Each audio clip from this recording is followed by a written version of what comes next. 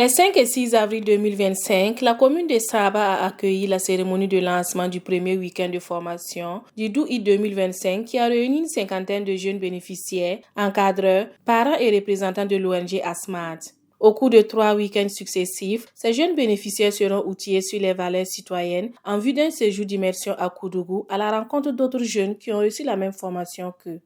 L'éducation à la citoyenneté mondiale et solidaire, encore appelée Do It with Africa, est un processus de prise de conscience de la réalité du monde dans sa globalité, devant permettre aux bénéficiaires que sont les jeunes scolaires des lycées et collèges.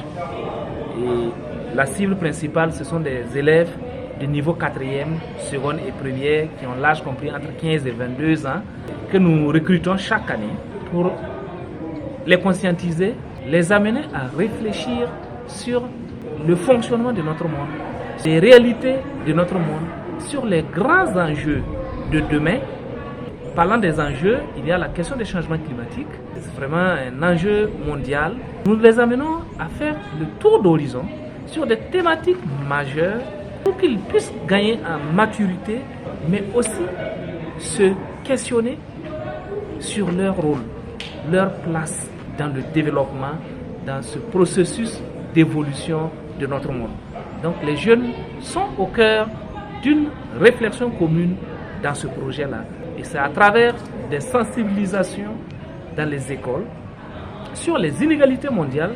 Et quand nous abordons la thématique des inégalités, les changements climatiques contribuent à creuser les inégalités. Et donc, c'est vraiment donner un déclic aux jeunes que le monde a des enjeux. Et ce processus avec les jeunes scolaires est aussi lié à d'autres jeunes, des jeunes ruraux qui sont dans l'agriculture. C'est aussi permettre à ces jeunes urbains de pouvoir échanger avec les jeunes ruraux pour comprendre ce que ces jeunes aussi vivent. Et les parents sont impliqués, l'école, les administrations sont impliquées dans le choix de ces élèves-là pour participer à des séries de formations thématiques sur les inégalités, les changements climatiques, la problématique environnementale, le rôle de la femme dans la société, la contribution de la femme dans le développement local. Beaucoup d'autres thématiques telles que la sécurité alimentaire, la migration sont abordées pour que les jeunes aient une compréhension plus large. À la fin de ces formations, les jeunes vont vivre une réalité dans d'autres localités. C'est-à-dire, c'est là que les échanges interculturels interviennent pour que les jeunes puissent quitter son milieu et vivre d'autres réalités dans d'autres localités. Et donc, chaque année, les échanges se font entre les jeunes de Ouagadougou et de Koudougou. Mais c'est un projet qui est dans plusieurs pays. En Belgique et en Afrique, c'est dans 6 pays. Dans chaque pays, ce sont des ONG qui portent cette dynamique-là pour que les jeunes puissent réfléchir et pouvoir mieux comprendre la complexité du monde et pouvoir aussi, eux, participer activement au développement. Et donc, lors de ces échanges interculturels entre les jeunes, nous allons faire des activités de reboisement et d'assainissement. C'est ce qui se fait chaque année. Et aussi participer à la sensibilisation de la population.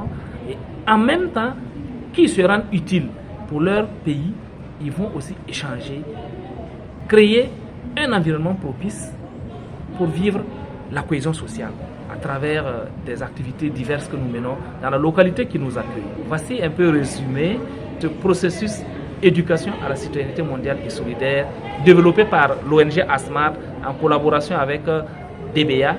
En tant que bénévole, une journée avec les jeunes, ça consiste plus à suivre les jeunes dans les différentes activités, à s'assurer que le jeune il n'a aucun problème, surtout côté adaptation, qu'il ne rencontre pas des difficultés à s'intégrer dans le groupe, qu'il n'ait pas des besoins spécifiques côté maladie, côté nutritionnel, pour que sa journée se déroule au mieux. C'est aussi aller vers le jeune pour prendre ses préoccupations vis-à-vis de la journée, ce qui l'a plu, ce qui ne lui a pas plu, pour pouvoir arranger les choses pour qu'il vive au mieux les jours à venir.